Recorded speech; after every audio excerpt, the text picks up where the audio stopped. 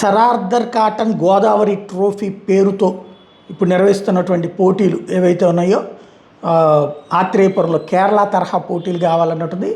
మనకి ఇప్పుడు మొన్న విజయవాడలో ఆవకాయ ఉత్సవమా లేకపోతే అక్కడ గండికోట ఉత్సవాల ఇట్లాగా ఇక్కడ అంటే టోటల్గా రాష్ట్ర వ్యాప్తంగా సంక్రాంతిని ఒక సంబరంగా నిర్వహించాలన్నటువంటి రాష్ట్ర ప్రభుత్వం చేసినటువంటి ప్లాన్. అందులో భాగంగా ఆత్రేయపురంలో సంక్రాంతి సంబరాలు అట్టహాసంగా జరిగిన సరార్దర్ కాటన్ గోదావరి ట్రోఫీ పేరుతో నిర్వహిస్తున్న ఈ పోటీలు హోరాహోరీగా సాగుతున్నాయి. కేరళ నుంచి వచ్చారు, తెలంగాణ నుంచి వచ్చారు, ఆంధ్రప్రదేశ్, మహారాష్ట్ర నుంచి వచ్చారు. మొత్తం 22 టీములు ఉత్సాహంగా పాల్గొనడం, దాంతో పబ్లిక్ అందరూ కూడా ఆ కార్యక్రమాల్ని బాగా చూసుకున్నారు, సంబరాల్ని ఎంజాయ్ చేశారు.